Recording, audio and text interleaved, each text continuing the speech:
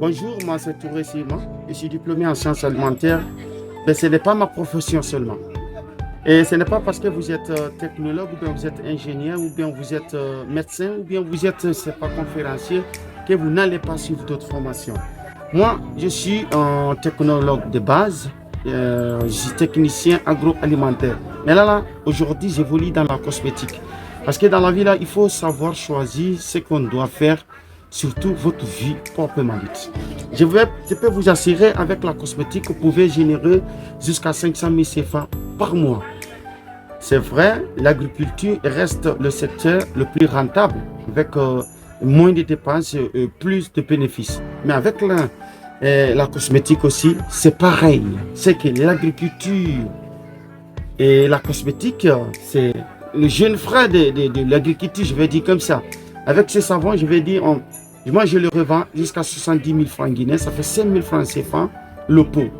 Alors, je sais combien je gagne par pot. Et quand vous devrez vous lancer dans un business, faites de telle sorte que vous maîtrisez d'abord l'art. Donc, formez-vous. La formation, ce n'est pas aller suivre une formation de 6 mois. On va vous remettre une attestation ou bien un diplôme ou un certificat. Et ce qui certifie que vous avez achevé la formation. Mais le plus important, c'est de former soi-même, l'auto-formation. C'est ça le plus important. Ne restez pas dans les copier-coller, mais promouvoir l'innovation en Afrique, c'est ça le plus important. Ça, je fais mes savons à base de nos produits locaux nutritifs. Ça fait quoi? Ça fait que je fais la promotion des produits locaux d'origine guinéenne. Alors, j'ai mes ailes douces qui sont à base de curcuma, à base de moringa, d'extrait de moringa et de feuilles de papaye. C'est très important. Restez jusqu'à la fin de la vidéo. Je vais vous partager mes astuces. Je le disais tout à l'heure, c'est comme ça. C'est pas parce que vous êtes historien, vous êtes géographe, que vous n'allez pas suivre d'autres. Actuellement, j'ai beaucoup plus d'expérience dans la cosmétique que la technologie. Parce que là, je suis un beau milieu de produits. Vous voyez, derrière vous, ce sont des ingrédients. J'ai passé tout mon temps à l'école. Je n'avais jamais encore vu du calcium. Je n'avais jamais vu du potassium, de l'acide citrique, de la vitamine C, de la vitamine E, de la vitamine D, le collagène, les huiles essentielles, huile d'avocat, huile de coco. On nous parlait de ça à l'école, mais c'est théorique. Et quand vous gagnez l'occasion, quand vous êtes dans un business, dans un endroit où vous avez l'opportunité, saisissez votre opportunité. Faites de votre vie une vie de créativité. Créez. Soyez quelqu'un de nouveau. Soyez donneur de solutions. Je suis dans les produits, j'ai le calcium avec moi, l'acide citrique, le hexapone, voilà. Donc, du jour au lendemain, j'ai fait mes textes, mes savons, ça marche.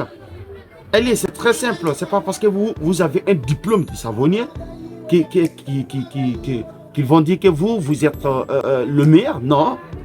Moi, je n'ai pas encore une attestation, un diplôme de savonnier. Mais mes savons sont extraordinaires. Ça s'appelle la culture générale.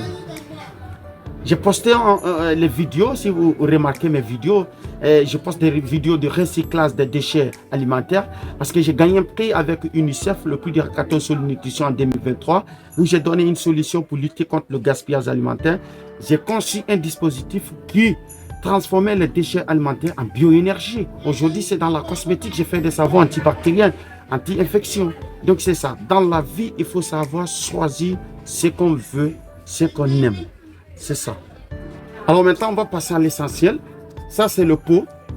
Et c'est le savon Molato. C'est ça qui est écrit, le savon Molato. Le savon Molato est fait en 3 étapes. La première étape, c'est de diluer d'abord l'acide caustique dans 4,5 litres d'eau. Ensuite, ajoutez du carbonate de silicate afin de durcir votre savon et de le rendre lisse.